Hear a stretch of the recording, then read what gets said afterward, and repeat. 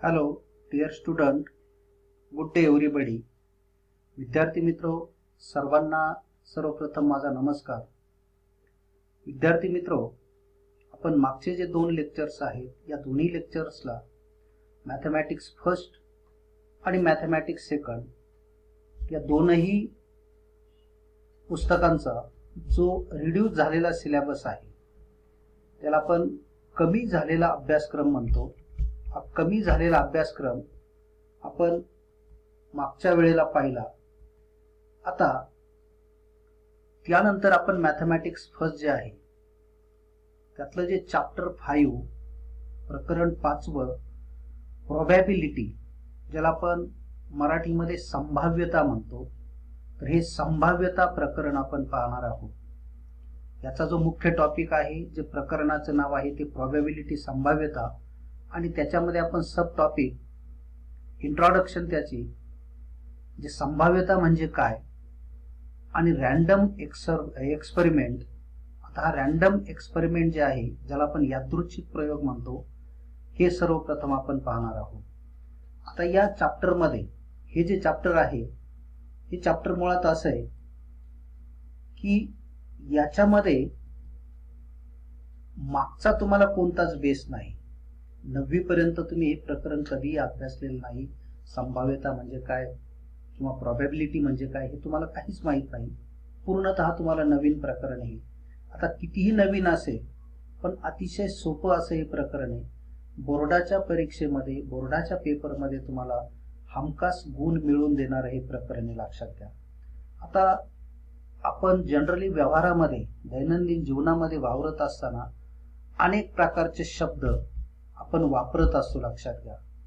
आता we use the following words to express the possibility in our daily conversation. म्हणजे आपल्या दैनंदिन जीवनामध्ये किंवा संभाषणामध्ये आपण वेगवेगळ्या प्रकारचे शब्द या ठिकाणी वापरत असतो. आता कोणते शब्द असतात? Generally प्रोबॅबल, may be, impossible, sure, nearly, 50-50 या पद्धतीचे शब्द असतात. आता प्रोबॅबल म्हणजे काय? संभाव्यता. संभाव्यता असं घडू शकतं. किंवा मे बी, बहुतेक वेळेला असं होईल, बहुतेक वेळेला तसं होईल. म्हणजे 100% खात्री नाही, पण बहुतेक वेळेस. किंवा इम्पॉसिबल, अशक्य आहे. एखादी गोष्ट जर शक्य नसेल तर आपण इम्पॉसिबल शब्द वापरतो, अशक्य आहे. शुअर, आता शुअर म्हणजे निश्चित. एखादी घटना जर घडणार असेल, समजा निश्चितपणे पाऊस पडणार आहे, शुअरली रेनफॉल म्हणजे 100% पाऊस पडेल. नियरली, नियरली म्हणजे जवळपास, म्हणजे 100% नाही पण जवळपास खात्री आहे, म्हणजे त्याला आपण नियरली शब्द वापरतो. 50-50, 50-50% म्हणजे 50% शक्य, 50% अशक्य, अशा पद्धतीचे शब्द आपल्या नेहमी वापरत असतो, लक्षात घ्या. Then read the following statements regarding the predictions means possibility for the future. म्हणजे भविष्यातील शक्यतांविषयीची खालील विधाने पहा. आता काही विधानं अशी आहेत की ते भविष्यातील शक्यतांविषयी वापरलेली असतात. आता त्याच्यासाठी कोणकोणती विधानं आपल्याला दिलेली की ती आपण भविष्यातील शक्यतांविषयी वापरत असतो. Means read the following statements regarding the predictions possibility for the future. Most probably the rain will start from today. Statement लक्षात घ्या. Most probably the rain will start from today. Then inflation is likely to rise. Then it is impossible to defeat the Indian cricket team in the next match. Then I will surely get first class. Then there is no possibility of polio infection if a child is given the polio vaccines in time. म्हणजे आता most of probable rain will start from today, बहुतेक आजपासून पाऊस पडेल. बहुतेक शब्द लक्षात घ्या. बहुतेक म्हणजे 100% पडेलच याची खात्री नाही, पण अंदाज वर्तवलाय बहुतेक आजपासून पाऊस पडेल. Then the inflation is likely to rise. महागाई वाढण्याचा संभव खूप आहे. जो वाढेलच याची खात्री नाही, परंतु महागाई वाढण्याचा संभव खूप आहे. Then it is impossible to defeat the Indian cricket team in the next match. भारताला पुढील क्रिकेट सामन्यात हरवणं अशक्य आहे. म्हणजे अशक्य आहे याचा अर्थ शक्यच नाही किंवा शक्य आहे, परंतु त्यांनी फक्त एक अंदाज वर्तवला की हरवणं अशक्य आहे. Then I will surely get first class. जर तुम्ही चांगला पेपर लिहिले असतील, तुम्हाला पेपर चांगले गेले असतील, तर आपण सहज दुसऱ्याला सहज एक शब्द वापरून जातो की बहुतेक किंवा निश्चित मला प्रथम श्रेणी मिळणार आहे, किंवा मी फर्स्ट क्लास मध्ये पास होणार आहे, किंवा मला डिस्टिंक्शन मिळणार आहे. अशा पद्धतीचे शब्द, किंवा मला 80% पेक्षा जास्त मार्क मिळतील, 90% जास्त मिळतील. किती टक्के मिळणार हे निश्चित सांगता येत नाही, पण एवढ्या टक्क्यांपेक्षा जास्त मिळणार आहे हे आपण सहजपणे बोलून जातो. Then there is no possibility of polio infection if a child is given the polio vaccines in a time.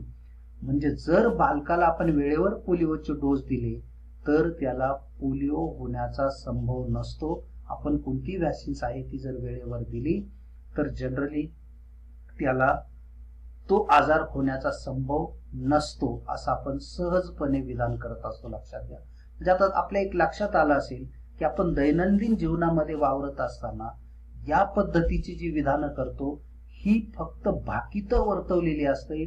त्याला आपण भविष्य म्हणतो की 100% ते खरं होईलच असं नाही, पण तो एक आपला अंदाज असतो. पाऊस पडेल, क्रिकेट मॅच जिंकेल किंवा नाही. समजा 2 देशांचा मॅच चालू असेल तर आपण सहज कोणता देश जिंकेल आपण पैज लावतो, किंवा हा म्हणतो एवढे टक्के याची शक्यता आहे, तेवढ्या टक्के त्याची शक्यता आहे, पण शुअरली ते शक्य नसतं. बरोबर आहे. म्हणजे अशा पद्धतीची विधानं आपल्याला दैनंदिन जीवनामध्ये अनेक वेळेला ऐकायला मिळतात किंवा आपणही ते वापरत असतो. लक्षात घ्या. Okay. Then we see next. The adjoining picture shows a toss before a cricket match. आता आपण क्रिकेट मॅच पाहतो आणि बहुतेकांना अगदी क्रिकेटचं वेड असं आहे की अगदी टॉस उडवल्यापासून तर शेवटच्या अगदी त्यांचा जो सिरेमनी आहे, ज्याला आपण शेवटचा सोहळा असतो त्यांचा, तो सोहळा पूर्ण होईपर्यंत ती मॅच ते बघत असतात. आता समोर जे पिक्चर आपल्याला दिसतंय इथं टॉस उडवताय. लक्षात घ्या. म्हणजे ज्याला आपण म्हणतो की 2 टीमचे 2 कॅप्टन त्या ठिकाणी आहेत आणि एक अंपायर किंवा जो टॉस उडवायला त्यांच्या बरोबर आलेला त्या मॅनेजर वगैरे असेल तर त्या ठिकाणी आपल्याला ते चित्र दिसतंय थोडक्यात. आणि मग इथं पाहता सोबतच्या चित्रात क्रिकेटच्या सामन्याविषयी नाणेफेक चालू आहे, म्हणजे ज्याला आपण टॉस म्हणतो. आता व्हॉट आर दी पॉसिबिलिटीज. आता what are the possibilities.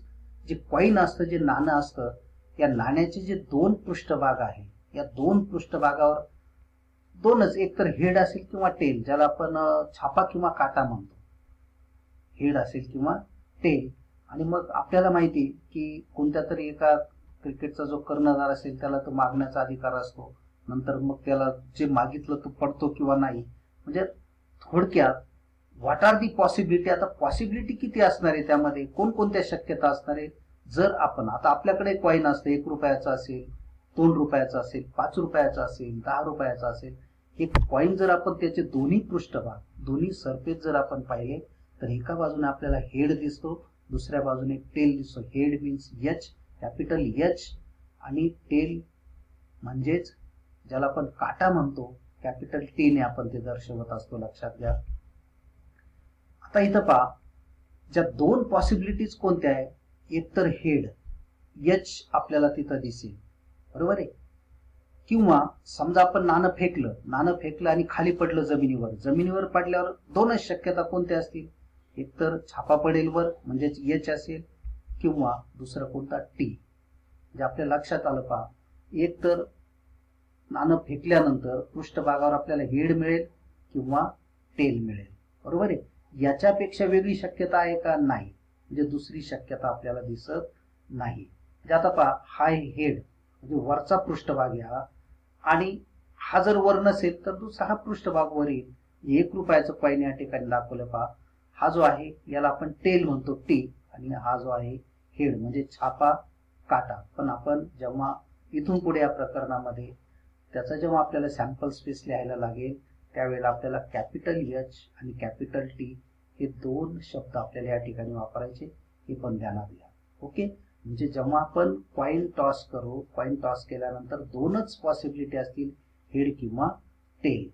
Then so here there are how many possibilities, म्हणजेच या ठिकाणी आपल्याला किती पॉसिबिलिटीज दिसतात. देर आर 2 पॉसिबिलिटी, म्हणजे या दोन पेक्षा तिसरी पॉसिबिलिटी नसेल.